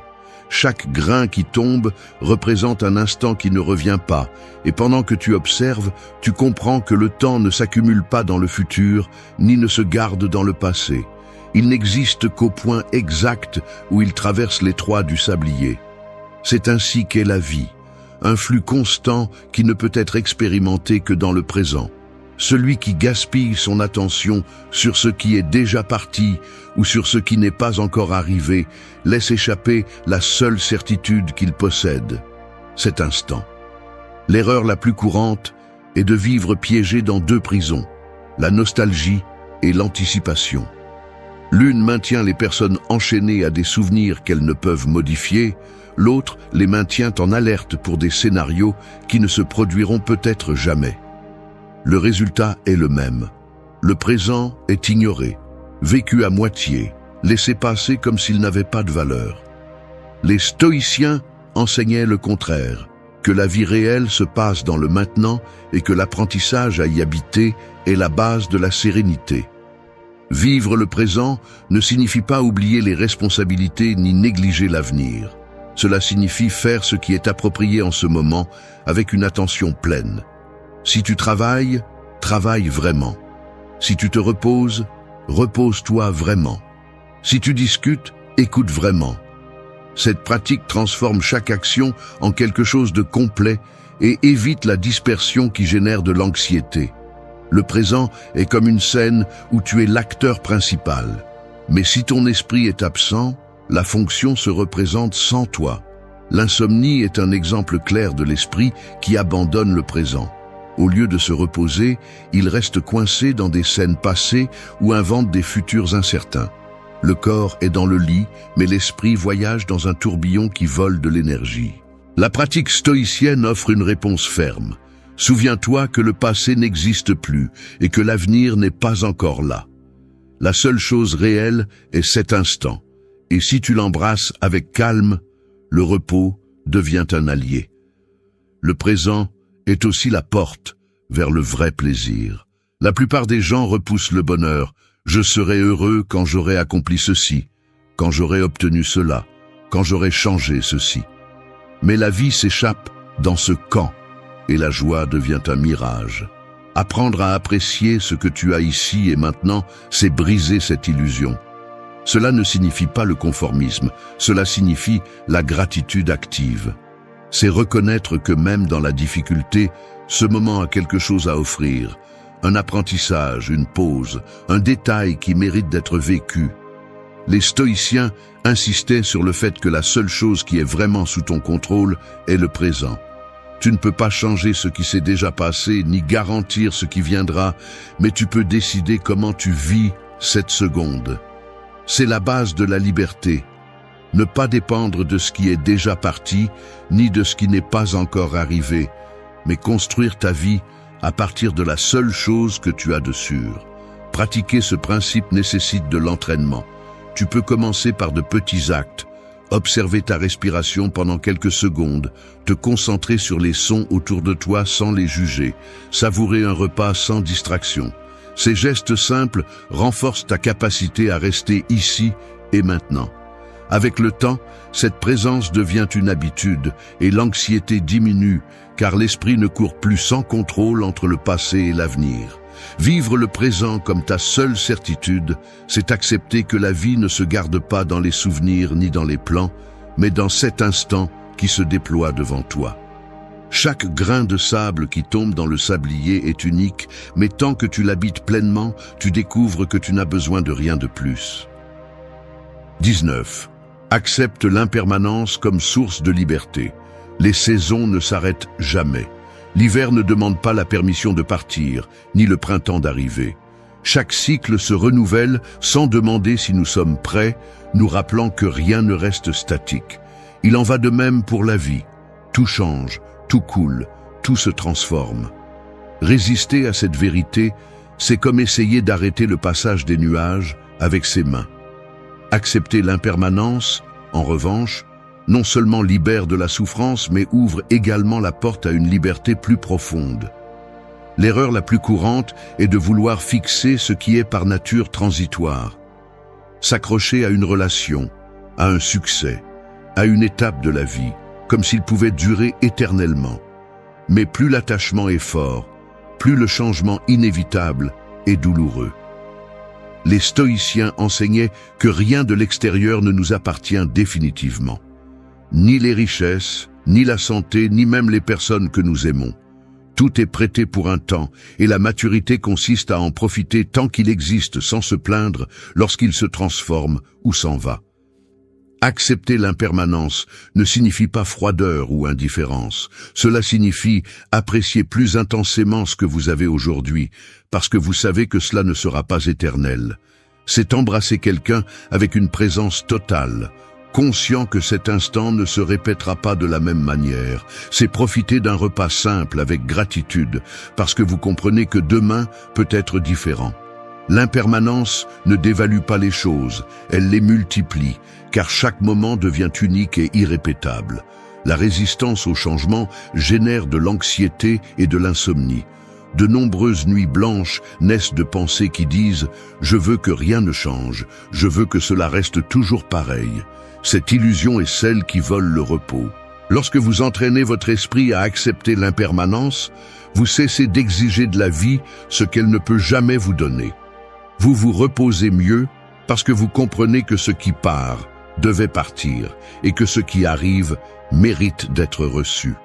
Les stoïciens trouvaient dans cette vérité une source de force. Marc Aurèle se souvenait que tout ce que vous voyez est en cours de transformation. La nature, les villes, même vos propres pensées. Le reconnaître n'est pas déprimant, c'est libérateur. L'impermanence vous rappelle que rien de mauvais ne dure éternellement, mais aussi que rien de bon n'est garanti pour toujours. Cette conscience vous apprend à vivre en équilibre, sans vous enfoncer dans le désespoir, ni vous enivrer dans l'euphorie. Accepter le changement aide aussi à lâcher des charges inutiles. Lorsque vous comprenez que les opinions, les jugements ou les erreurs du passé se dissolvent avec le temps, Vous cessez de leur donner un poids qu'ils ne méritent pas. Chaque jour devient une nouvelle opportunité, pas une condamnation de ce qui s'est passé avant. L'impermanence devient une alliée parce qu'elle vous donne la permission de vous renouveler continuellement. Vivre avec cette vision transforme la façon dont vous affrontez la vie. Les succès ne deviennent plus une obsession parce que vous savez qu'ils sont temporaires. Les pertes ne vous détruisent plus complètement parce que vous comprenez que rien n'était garanti. Les liens sont appréciés avec plus de tendresse parce que vous ne prenez pas pour acquis qu'ils seront toujours là. Et dans cette reconnaissance se trouve la véritable liberté, celle de ne pas dépendre de ce que vous ne contrôlez pas et celle de marcher léger.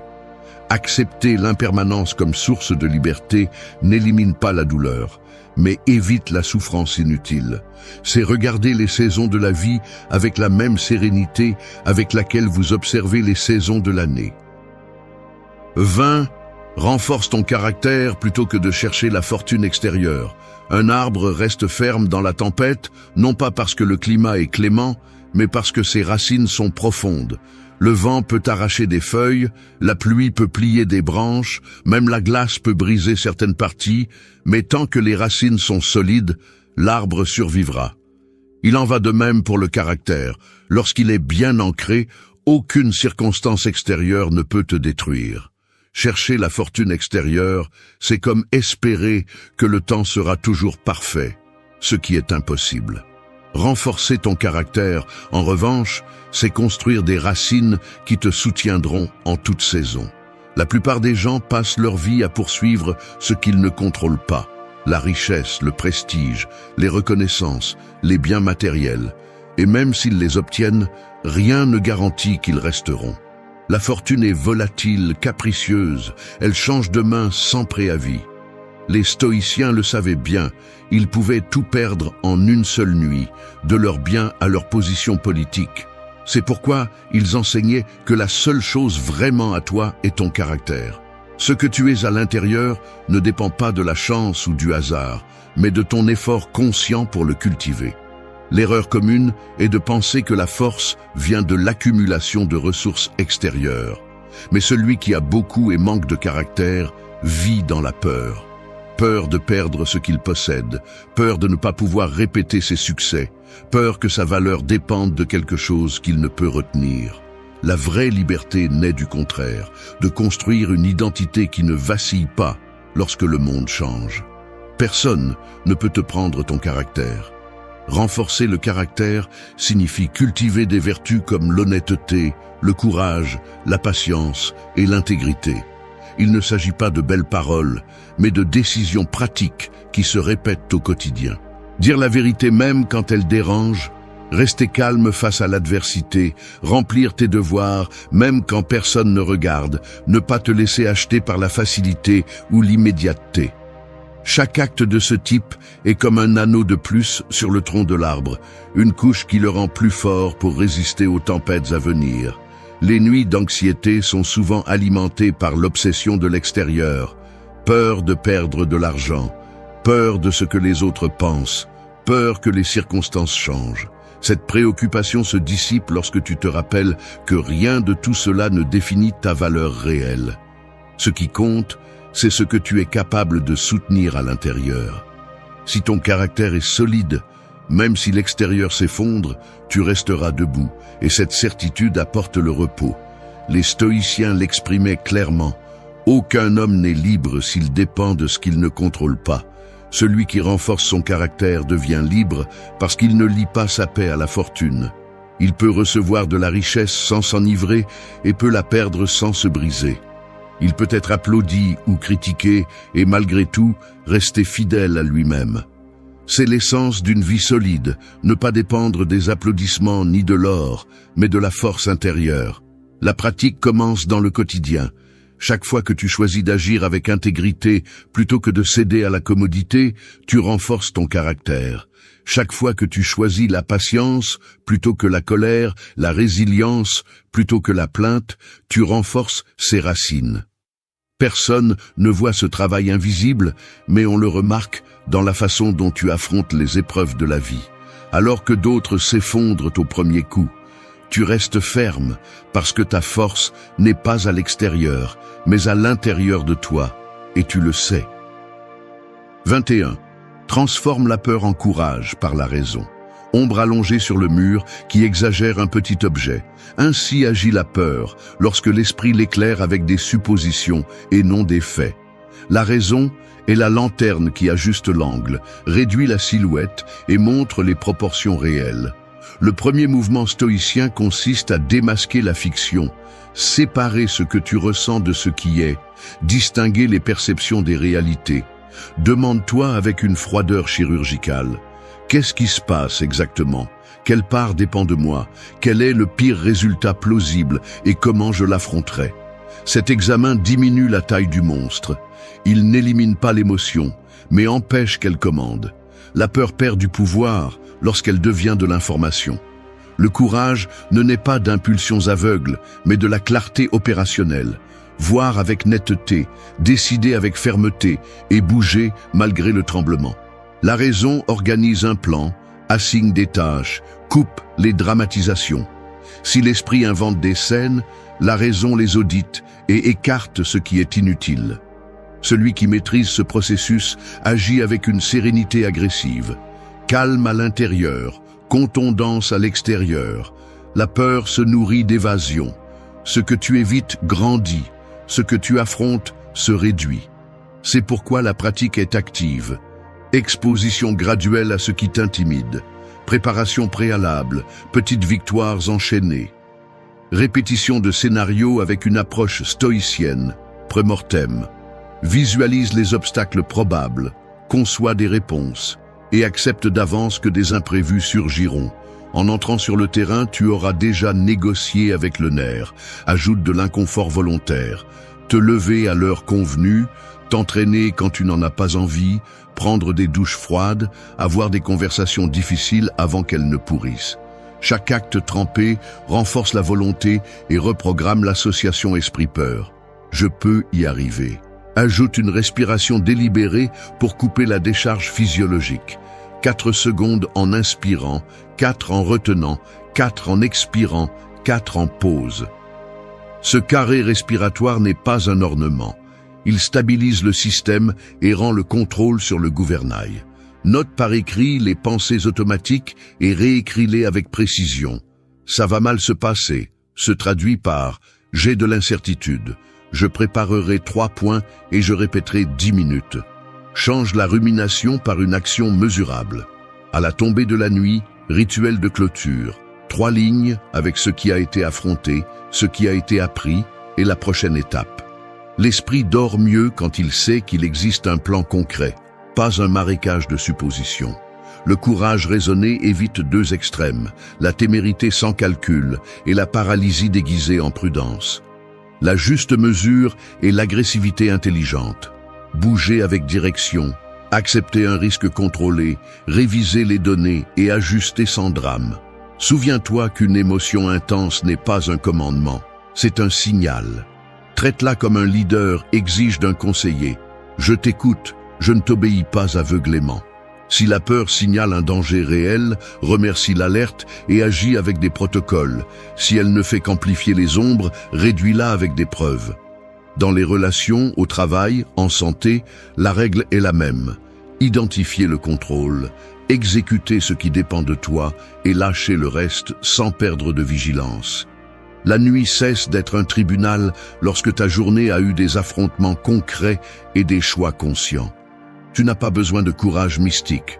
Tu as besoin d'habitudes qui le fabriquent. Clarté de langage, plan bref, pas immédiat, révision à la fin de la journée. La peur continuera à apparaître comme n'importe quelle ombre lorsque la lumière change. Mais elle ne dictera plus ton destin. La raison aura tracé un périmètre, et à l'intérieur de ce périmètre, le courage fonctionnera comme un muscle. Il s'active, répond, apprend et revient plus fort pour le prochain assaut. C'est la promesse stoïcienne, émotion sous gouvernement, action avec sens, repos sans fantôme. 22. Simplifie ta vie et lâche ce qui est inutile. Un voyageur qui parcourt de longues distances sait qu'il ne peut pas tout porter.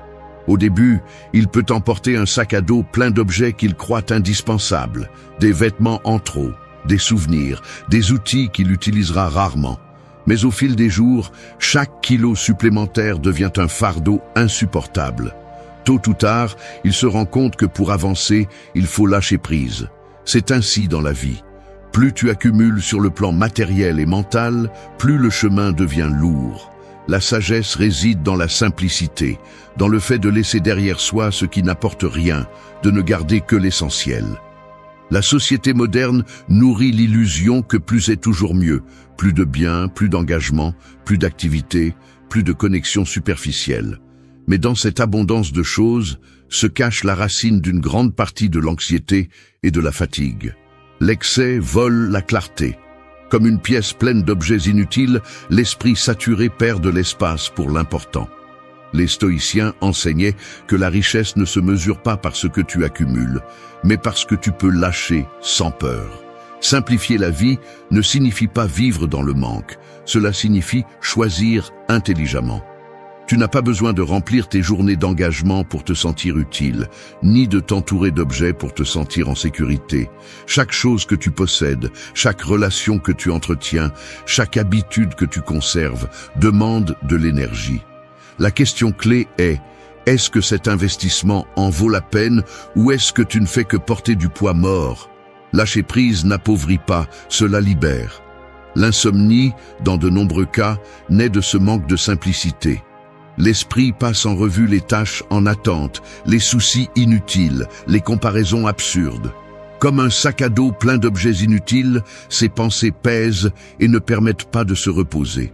Lorsque tu apprends à simplifier, lorsque tu choisis de te concentrer sur ce qui compte vraiment, l'esprit s'allège et le sommeil vient plus facilement. Dormir profondément est aussi un acte de lâcher prise. Les stoïciens pratiquaient la simplicité dans tous les domaines de la vie. Sur le plan matériel, ils se contentaient de ce qui était suffisant. Sur le plan émotionnel, ils ne dépendaient pas de l'approbation de tous. Sur le plan mental, ils filtraient leurs pensées pour ne pas dépenser d'énergie sur ce qu'ils ne contrôlaient pas. Cette façon de vivre n'était pas de la pauvreté, c'était de la liberté. La liberté de ne pas être esclave des choses, des opinions ou des attentes externes. Simplifier signifie aussi prioriser. Te demander ce qui mérite ton temps, ce qui mérite ton attention, ce qui apporte une valeur réelle à ta vie. Souvent, nous découvrons que ce qui nous épuise ne sont pas de grands problèmes, mais une multitude de petits problèmes qui n'auraient jamais dû occuper de l'espace. Apprendre à dire non, à couper les engagements inutiles, à poser des limites, est une forme d'hygiène mentale et spirituelle. Dans la vie quotidienne, la simplicité se traduit par des habitudes claires. Réduire les distractions, organiser ton environnement, consacrer du temps uniquement à ce qui nourrit ton esprit et ton corps. Tu n'as pas besoin de remplir ton agenda pour justifier ton existence. Au contraire, les espaces vides sont ceux qui te permettent de réfléchir, de créer, de te reposer. Une vie simplifiée n'est pas ennuyeuse, elle est pleine parce qu'elle est concentrée sur ce qui donne vraiment du sens. Simplifier et lâcher ce qui est inutile n'est pas renoncer à vivre, c'est vivre avec plus d'intensité ce qui compte. C'est te libérer des chaînes invisibles et marcher léger. Le voyageur qui apprend cette leçon avance plus loin et avec plus de sérénité que celui qui s'obstine. 23. Trouvez la beauté dans l'ordinaire et donnez-lui de la valeur. Un tableau n'a pas besoin d'or dans son cadre pour être précieux. Il suffit que quelqu'un s'arrête pour contempler les traits et l'histoire qu'il renferme. La vie fonctionne de la même manière. Elle est remplie de moments simples que beaucoup négligent, car ils attendent des feux d'artifice, des grandeurs visibles ou des réalisations extraordinaires. Cependant, la véritable richesse se trouve dans ce qui se passe tous les jours. Un lever de soleil silencieux, l'arôme du café, une conversation sincère, le simple fait de respirer calmement.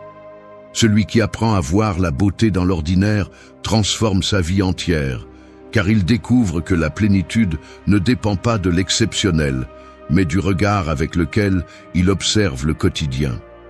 L'erreur la plus fréquente est de penser que le bonheur se trouve dans le lointain, dans un avenir parfait. dans un lieu différent, dans des réalisations qui n'arrivent pas encore. Cette mentalité transforme la vie en une attente interminable. On ignore ce qui est devant nos yeux pour poursuivre ce qui semble toujours s'échapper. Les stoïciens, en revanche, enseignaient à ramener l'attention sur le présent et à valoriser l'immédiat. Marc Aurèle écrivait que même le pain qui se rompt, avec ses fissures, a de la beauté. Cette vision n'est pas naïve, elle est puissante. Elle transforme le commun en extraordinaire. La beauté de l'ordinaire se découvre avec une attention pleine et entière.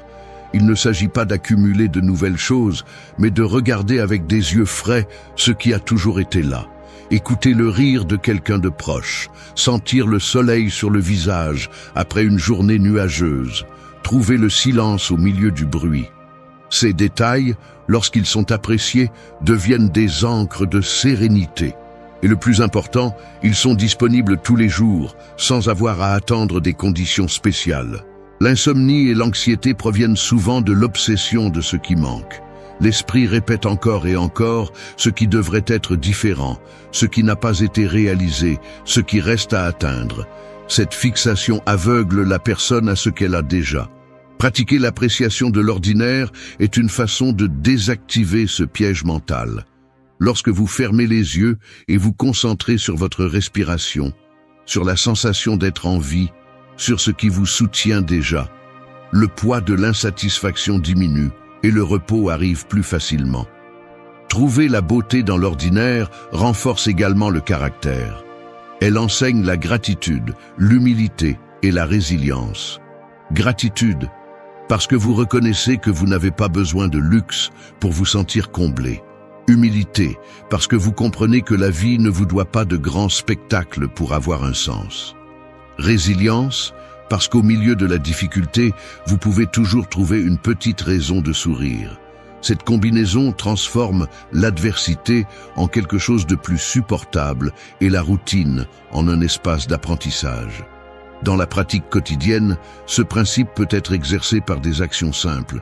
Prêter une attention consciente à chaque repas, écrire chaque soir 3 choses simples pour lesquelles vous êtes reconnaissant, prendre quelques minutes pour observer le ciel sans hâte.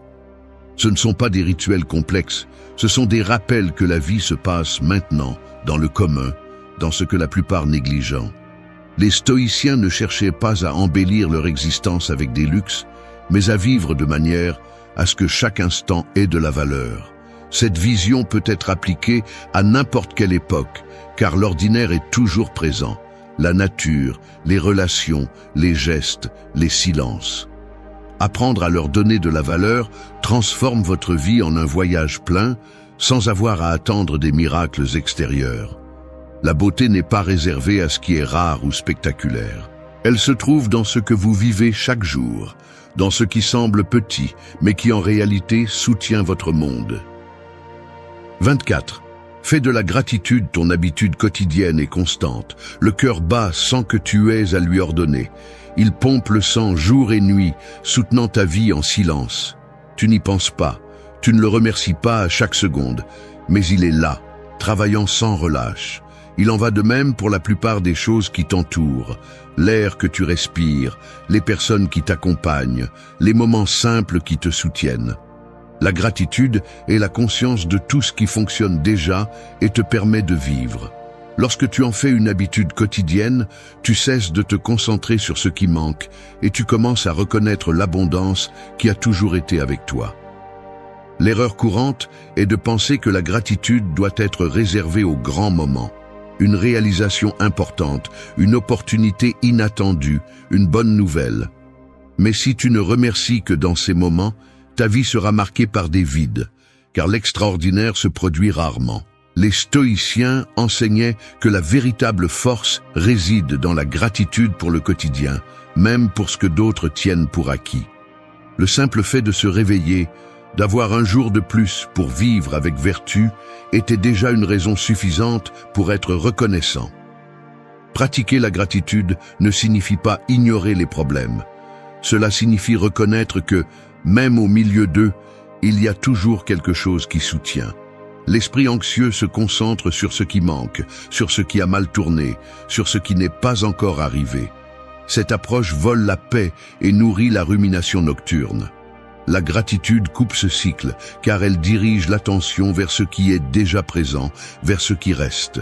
C'est un antidote direct contre la plainte et l'insatisfaction. Faire de la gratitude une habitude constante nécessite de la discipline. Il ne suffit pas de la ressentir de temps en temps, il faut la former comme on forme un muscle. Tu peux commencer par un exercice simple. Chaque soir, avant de te coucher, écris 3 choses pour lesquelles tu es reconnaissant, peu importe leur petitesse. Ce geste crée une habitude mentale qui change la façon dont tu perçois la vie. Au lieu de terminer la journée avec des soucis, tu la termines avec de la reconnaissance. Et cette pratique, répétée encore et encore, transforme le repos, car l'esprit ne se couche plus dans un état de manque, mais d'abondance. La gratitude renforce également les relations. Lorsque tu exprimes ton appréciation à ceux qui t'entourent, tu crées des liens plus solides. Souvent, la routine conduit à oublier de reconnaître ceux qui sont proches, un geste de soutien, un mot d'encouragement, une action simple. Se rappeler de remercier, même pour le plus petit des gestes, élève autant celui qui le reçoit que celui qui l'offre. C'est une chaîne invisible qui multiplie le calme et la connexion. Dans le domaine personnel, la gratitude aide à maintenir l'humilité. Elle te rappelle que tout ce que tu as n'est pas le produit exclusif de ton effort. Il y a aussi des circonstances, des personnes et des situations qui t'ont soutenu sur le chemin. Le reconnaître ne diminue pas ton mérite, il l'agrandit, car il te rend conscient du réseau de soutien qui a rendu ta vie possible. Cette conscience te garde les pieds sur terre, loin de l'arrogance qui mène au vide. Les stoïciens insistaient sur le fait que la gratitude devait faire partie de la pratique quotidienne, car c'était un chemin vers la sérénité. Épictète rappelait que nous ne contrôlons pas ce que la vie nous donne, mais bien comment nous y répondons. Répondre par la plainte est un gaspillage d'énergie. Répondre par la gratitude est trouver la paix même dans l'adversité. Cette habitude constante transforme chaque jour en un cadeau et chaque défi en une opportunité d'apprentissage. 25. Repose-toi chaque nuit comme un acte de sagesse et d'amour de soi. Quand le soleil se couche, la terre ne discute pas avec l'obscurité et ne cherche pas à prolonger la lumière. Elle accepte le cycle, se rend au silence de la nuit et permet à tout de se renouveler. Ton repos devrait être ainsi, non pas une bataille contre l'esprit qui insiste pour rester éveillé, mais un acte conscient de reddition, de confiance en ce que la journée est terminée et de respect envers toi-même. Dormir profondément n'est pas un luxe, c'est une des formes les plus élevées de sagesse et d'amour de soi. L'erreur fréquente est de traiter le sommeil comme un simple besoin biologique, quelque chose qui se produit par inertie lorsque le corps est épuisé. Mais le repos n'est pas seulement fermer les yeux, c'est se rendre à la tranquillité, avec disposition, nettoyer l'esprit des charges inutiles et reconnaître que même le guerrier le plus discipliné a besoin de repos pour maintenir sa force. Les stoïciens voyaient la nuit comme un rituel, une occasion de réviser la journée, d'apprendre de ce qui a été vécu et, ensuite, de tout lâcher pour dormir en paix. Le repos compris comme sagesse implique d'accepter que tu ne peux pas tout résoudre en une journée. L'esprit inquiet insiste pour revoir les erreurs, les tâches en suspens et les peurs, comme si y penser pouvait changer le passé ou garantir l'avenir. Cette usure ne fait que voler de l'énergie. Pratiquer la sérénité nocturne est un rappel que chaque journée a une limite et que ta tâche est de faire ce qui était en ton pouvoir et ensuite de laisser aller le reste. Cet acte n'est pas une faiblesse, c'est de l'intelligence appliquée. Dormir est aussi un geste d'amour de soi, car tu reconnais ta valeur. En te donnant la permission de te reposer, tu affirmes que ton corps et ton esprit méritent d'être soignés. Tu ne peux pas espérer être au maximum de tes capacités si tu refuses à ton organisme la pause dont il a besoin. Celui qui sacrifie le sommeil pour accumuler plus de réalisations ou s'inquiéter de ce qu'il ne contrôle pas ne démontre pas de discipline, il démontre une déconnexion. Le véritable autocontrôle comprend savoir quand s'arrêter. Transformer le repos en un acte conscient peut commencer par des habitudes simples. Réduire les stimuli avant de dormir, pratiquer la gratitude pour la journée qui se termine, écrire des pensées que tu ne veux pas emporter avec toi au lit. Chacune de ces actions prépare le terrain pour que le sommeil ne soit pas une lutte, mais une reddition. Les stoïciens faisaient un examen mental à la fin de la journée. Ils passaient en revue ce qu'ils avaient bien fait, ce qu'ils pouvaient améliorer et à la fin, ils lâchaient tout. Cette pratique clôturait la journée et ouvrait l'espace pour un repos profond. Se reposer avec sagesse signifie aussi accepter la vulnérabilité. En dormant, tu baisses la garde et tu fais confiance à ce que le monde continuera à tourner sans toi. Cette reddition est un rappel que tout ne dépend pas de ton contrôle, que la vie continue avec ou sans ta vigilance constante. Le reconnaître apporte la liberté, car tu comprends que tu peux lâcher sans peur, que la nature suit son cours et que ta part est déjà faite. Le sommeil réparateur ne restaure pas seulement le corps, il renouvelle aussi l'esprit et l'âme. Celui qui apprend à dormir avec sérénité se réveille avec plus de clarté, plus de patience et plus de force. En revanche, celui qui refuse de se reposer accumule de la fatigue, de la confusion et de la fragilité. Traiter le repos comme quelque chose de secondaire, c'est te trahir toi-même. L'élever au niveau de vertu, c'est cultiver la résilience et l'équilibre. Se reposer chaque nuit comme un acte de sagesse et d'amour de soi est bien plus que fermer les yeux. C'est décider de lâcher le poids de la journée, de faire confiance au cycle de la vie et de te rappeler que ta valeur ne dépend pas de rester actif 24 heures sur 24. C'est un acte de respect envers ton esprit et ton corps, un rappel que la force. Merci d'être resté jusqu'à la fin de la vidéo. Si vous avez tout vu, commentez « Je suis stoïcien » comme notre signe secret, indiquant que vous êtes un véritable apprenant du stoïcisme. N'oubliez pas de vous abonner et de liker la vidéo si elle vous a plu. Rendez-vous dans la prochaine vidéo et rappelez-vous, continuez à cultiver votre esprit stoïque.